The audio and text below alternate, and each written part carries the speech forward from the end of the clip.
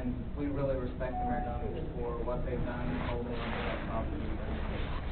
What do you as developers have in plan for? Are you thinking about taking advantage of any low impact development, or are you thinking about any types of things to reduce the water runoff from all this increased pavement and the number of rooftops you're putting there? What are you thinking about for water quality? You know, we were talking about that actually before we came in, and I wish the plans were further along to where I can talk about that even more. All I can say at this point is, in fact, we just came from talking with the University of Arkansas Community Development Group, and and getting their list of best practices to make sure we're taking a look, we don't miss anything as well. But we're looking at many different ways and implementing different stormwater treatment methods. But right now, I can't give you the specifics because quite frankly, we're still looking at engineering. You do know the city has a low impact development code? Yes. Any other? Okay. I've got another question for you. I think what you're hearing from us is that we're worried that this is the cottages are gonna become a big frat rat house, you know? You're gonna have trash everywhere. There's a house right across the street from the chancellor's residence that's full of beer cans and trash all the time. And that's what we've seen, that's what we don't wanna have happen. We don't want a ton of cars there. So what kind of crime rate have your Capstone properties had? Can you tell us the worst story and the average story? Because that's what we're fearful of. We have a great neighborhood, and we really don't want any more of that coming in. I can tell you the worst managed housing for students is the single family home with the landlord who's not there. That's the worst. That's where you see the keg parties. That's where you see the cars parked out front. That's where you see, you know, those types of issues. In terms of specific numbers, I don't have those specific numbers. I mean, for other developments and what those look like, I can't quote you Bible and verse right now. I will say that what we see, the folks that police these developments the most are the students that live there. What we do tend to find is we have because we're marketing for security and we're marketing for privacy associated with it, we do see a large number of female renters in these units. Is it a gated community? No, it's not. It's actually, I don't believe, allowed in the building. And so with that, what we find is most of the complaints that we get, or most of the reporting that we get to like the courtesy manager, really are tell the person in the cottage next door to turn it down. And that's the type of things that we typically see in these cottage developments. And because there is that, you know, because the folks that we're attracting for these types of developments more than likely are going to be the folks that value the security. Now, one other thing along those lines, there's that sense of security with having a single-family home, but also each one of these has an alarm system associated with it, which the parents get activated. So what we typically see is you get parents who want to come in, they want the place that's the most secure, that has the most sense of privacy associated with it, and then we're going to attract those types of students to these developments. Can I say that there's never an incident in any of these developments? No, of course not. I mean, there are always things. What I will say, though, is that establishing those expectations right out of the gate, to help people understand we're not going to tolerate it, and if it means a couple of evictions right out of the gate, we're not afraid to pull that trigger either. So you don't have any crime statistics from your other properties? I can't cite you anything right now. Really? Okay. I'm happy to talk. I mean, after the fact, I could. That'd be great. Yeah. I'd really like to see that. Yeah, that'd be helpful. I think it'd be important to see crime statistics from all the other developments in town as well. Mm-hmm. All the other developments. All like the View and Star Crisco. Oh, I thought you meant all the developments in town. No. You can say that's a large number. The other ones are specific for officers.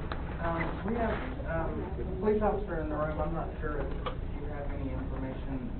We haven't had anything really compiled at this point because they haven't been open long enough, I would think.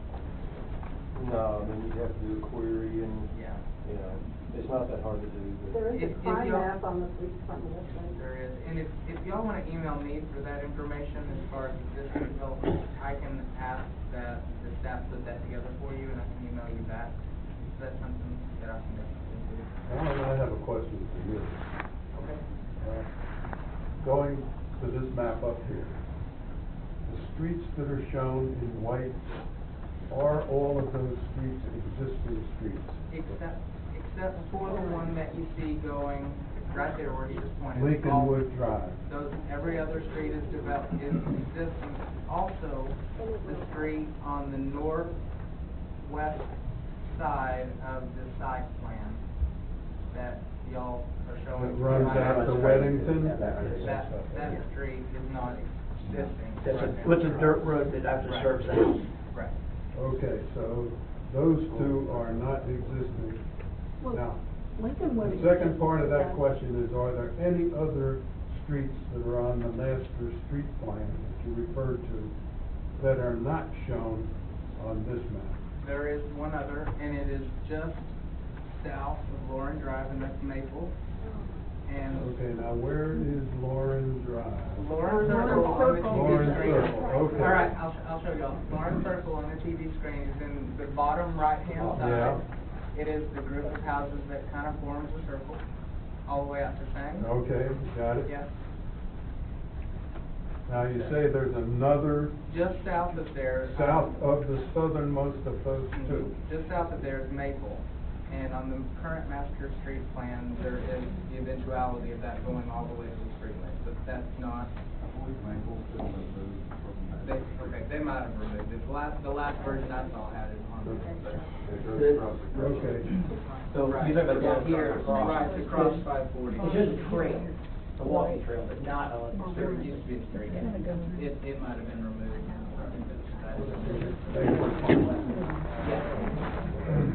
We've got a question at the back, and then Kathy, you had a question?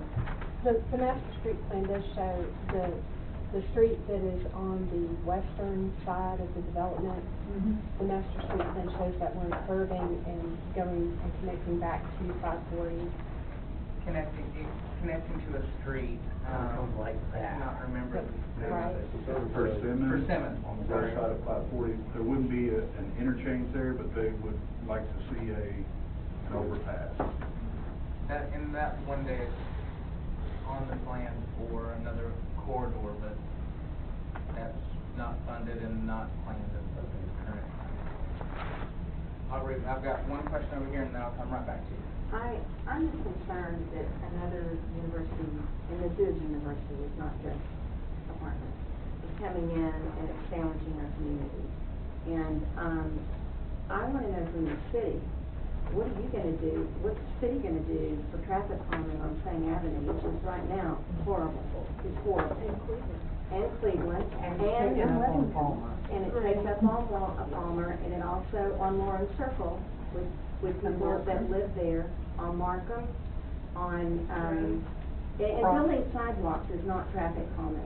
It's great, and that's wonderful, that's a great thing that you guys have done, that's awesome, that's East Beverly can get run over. But, and those that like to run on there, but it's not traffic calming, and our city needs to address that. If they're even thinking about something like this, and this is not a done deal.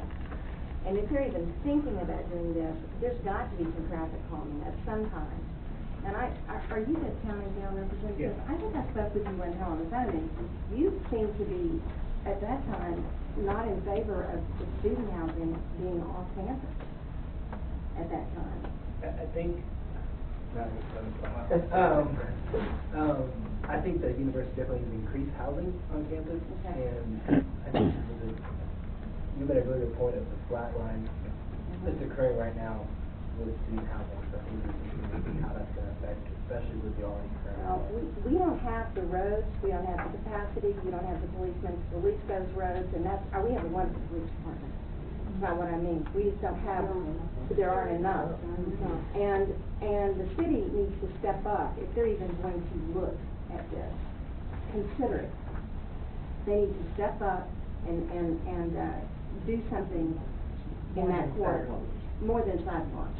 And I appreciate you saying that. I'll make sure to bring that out. And I know that you've been private to that and really pulling for that, but they need to hear that from us.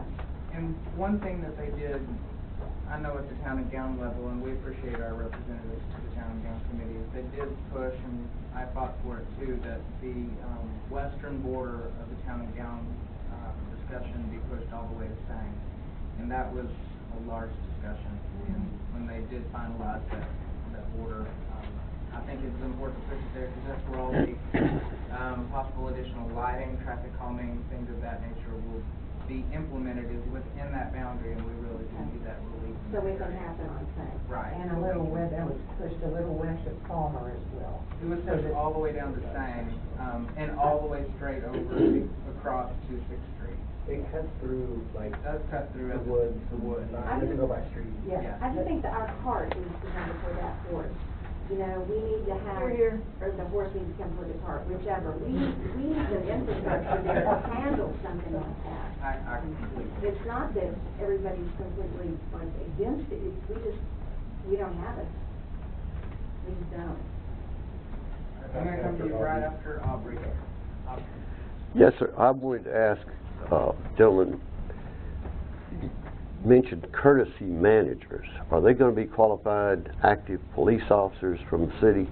You know, in a lot of communities where we go into, we actually like to have a police officer serve as the courtesy manager. Mm-hmm. Now, certain restrictions apply, and because it's an exchange for a free place to live, that doesn't always, we're not always able to do that. That's our preference, though. We would love that. In that case, the point of the courtesy manager really is not to serve as it's not a police officer, to serve as a law enforcement personnel. That's why we call them courtesy managers as opposed to security officer. Their job is to be that first person who's called, to be able to respond, to say, turn the music down, something like that. We don't want them getting involved, though, if it truly is a altercation or something that really the police need to respond to. In that case, they would be the ones calling 911. I think they would be required to take action if there's a real danger to someone, and appropriately. So I wouldn't know that would be the rule everywhere. I know in apartments that do have police officers in that situation, that they do not wear their uniform or bring a police car there themselves, so that but they are observing, and probably, I know they've made quite a few calls on certain nights, but so it's pretty important that those are well-trained people, not a security officer or another person that has no real official status, because that's a lot of people. Yes. Thank you, Aubrey. Okay, I had one question right there. Yeah, I think the 700 to 1 ratio is wrong, pretty management. Going to record, that ratio is about 10%, but well. So I think that's an issue. I'm not so sure a police officer would want to be there with 700 people.